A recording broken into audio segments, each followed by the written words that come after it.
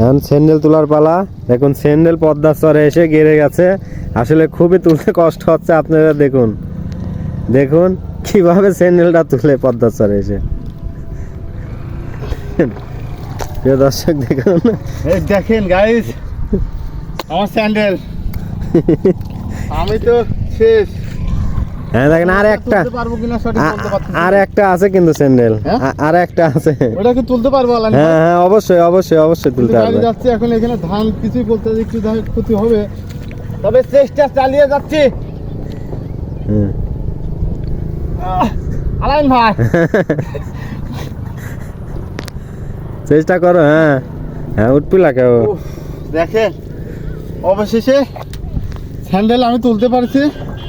যার পেনে তো প্রথমে মাটি হয়ে গেছিল, আর আমার সোয়েটার গায়ে ছিল, কিন্তু সোয়েটার খুলে ফেলেছি, কারণ আমি এটা ধারণা করছি হয়তো আমার হাত আরো বেশি দূর দিতে লাগতে পারে। হুম। ও পিছনে, আপনার পিছনে আমার সোয়েটার আসেন। এই যে পদ্মার পানিতে এখন হচ্ছে আমি স্যান্ডেল ধুচ্ছি। একটা অবস্থা ভাই, যারা চূড়া বালু, অনেকেই বলেন যে চূড়া বালু নেই, চূড়া বালু মিথ্যে, তাই না আলাইন ভাই? মানে অনেকেই ভাবে যে চূড়া বালু মিথ্যে, আমি এগুলো আসলে কেউ দেখি নাই তো, কিন্তু এটা কিন্তু ভাই আজকে আমি নিজেই আমার নিজের থেকে আপনি প্রমাণ দেখেন। হ্যাঁ অটোমেটিক আমি এতক্ষণে গাড়ি গেছি এখানে, হ্যাঁ তাও তো সাথে সাথে চলে আসি আমি স্যান্ডেল ছুঁয়ে। হ্যাঁ। তারপরে স্যান্ডেল তো আমি তুলতেই চাইছিলাম না, যে আমি যদি আবার গাড়ি যাই, জীবনের একটা মায় তো বেশি নাকি। তারপরে স্যান্ডেল তুললাম, আলাইন ভাই বলতেছে ইনশাল্লাহ আমি আছি, তোমার কিছু হলে আমি তোমাকে টানি তুলবো না। এইখানে ওই যে এক ভাই আছে ধান লাগাচ্ছিল, তো সেই সাহস করে আর কি স্যান্ডেলটা তুলতে পারলাম আবার। আর এই যে স্যান্ডেলটা হচ্ছে এখন আমি ভালো করে ধুচ্ছি পদ্মা গঙ্গের পানি দিয়ে। হ্যাঁ ও তো স্যান্ডেলটা নিতেই চাইছিল না। দেখুন এত সুন্দর একটা স্যান্ডেল এখনো কিছুদিন পাই দেওয়া যাবে। আর আসলে তো আমরা তো বড় লোক মানুষ না, গরিব মানুষ। স্যান্ডেলে তো কিছু হয় না রে ভাই, কিন্তু আমি চিন্তায় ছিলাম যে চূড়া বালু কিছু কিছু সময় দেখেন না মানুষ হচ্ছে মানে গাড়তে গাড়তে গাড়িয়ে যায়, তাহলে আমি নিজের যদি একটা কিছু হয়ে যায়, আমি তো অসুস্থ মানুষ, বুঝেন নাই, এটা স্যান্ডেলের জন্য আবার যদি একটা কোনো ক্ষয়ক্ষতি হয়ে যায় আমার, এই ক্ষেত্রে আমি বললাম যে স্যান্ডেলের দরকার নাই, থাক। তো তারপরে তো আলহামদুলিল্লাহ ভালোভাবে স্যান্ডেলটা তুলতে পারলাম। তুমি কখনো কি আসলে চূড়া বালু, এই চূড়া বালি, এই যাই হোক যেটাই বলি, এটা কি তুমি বাস্তবে দেখছাও না আসলে সিনেমাতেই দেখছাও? এটা আসলে বাস্তবে আমি তো দেখি নাই সেরকম, শুধু সিনেমাতে দেখেছি।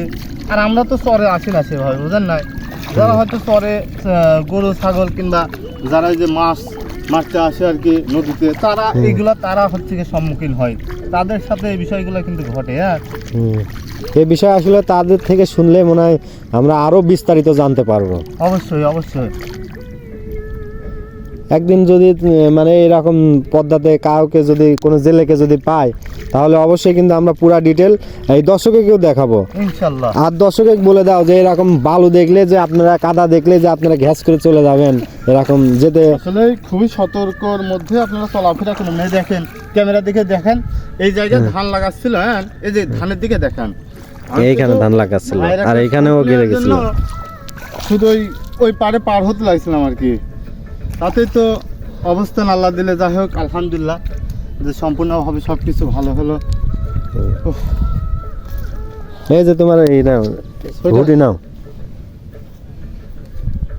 চলেন আলহামদুলিল্লাহ ওই জায়গাটা দেখেন ভালো করে। হ্যাঁ এই জায়গাটায় কিন্তু গেড়েছিল, আমার কিন্তু যাইতে ভয় করতেছে, এই কারণে দেখেন আমার পাও কিন্তু অলরেডি গেড়ে গেছে, আপনারা দেখতেই পারতেছেন, এই যে আমার পাও কিন্তু গেড়ে গেছে, বেশি গিলে গেলে এই জায়গাটায় ও গেড়ে গেছিল। ওইখানে একটা স্যান্ডেল ছিল, ওইখানে একটা স্যান্ডেল ছিল, খালি পায়ে পরে মনে করেন যে জীবনের মায়া করে চলে এসেছে।